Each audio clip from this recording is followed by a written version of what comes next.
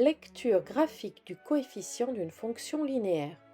Je cherche à déterminer les coefficients des 4 fonctions représentées ici graphiquement. Je cherche le coefficient directeur de la droite violette, le coefficient de la fonction linéaire représentée par la droite violette. J'ai pris 2 points dont les coordonnées sont précises. Ce sont les points A et J. Puis je décide d'aller de J vers A. Je commence par regarder le nombre d'unités en ordonnée. Je me déplace de plus 3 unités puisque je conserve le sens de mon axe des ordonnées. Maintenant, je me déplace parallèlement à l'axe des abscisses. Je remarque que je suis dans le sens contraire de mon axe, donc mon déplacement est de moins 3 unités. Donc le coefficient de la fonction représentée par la droite violette, ou le coefficient directeur de la droite violette, est a égale 3 divisé par moins 3, c'est-à-dire moins 1. Pour la droite verte, je prends les points B et C. Je pars du point C pour aller au point B. Mon déplacement en ordonnée est de moins 1 unité puisque je suis dans le sens contraire de mon axe des ordonnées. Pour mon déplacement sur l'axe des abscisses, je suis avec un déplacement de plus 5 unités puisque je suis dans le sens de mon axe des abscisses. Mon coefficient est donc donné par moins 1 divisé par plus 5, c'est-à-dire moins 0,2.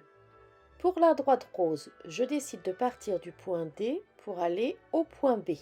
Mon déplacement parallèlement à l'axe des ordonnées est de moins 8 unités puisque je suis dans le sens contraire de mon axe.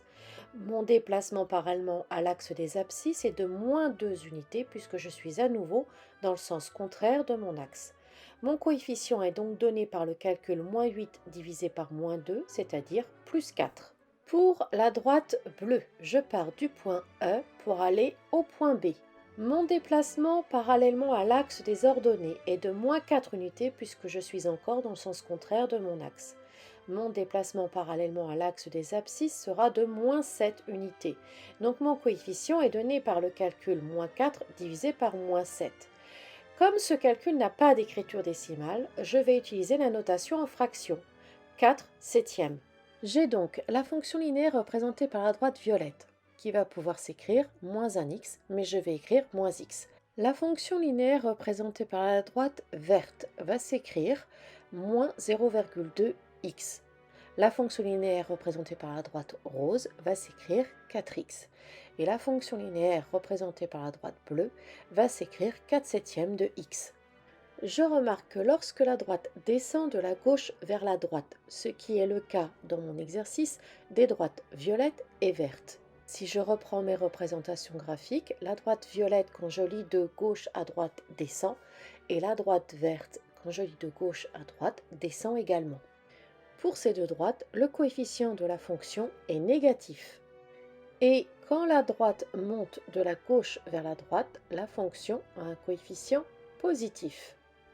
En seconde, j'introduirai un nouveau vocabulaire. Je dirai que les fonctions f violette et f verte sont décroissantes, alors que les fonctions f rose et f bleu sont croissantes.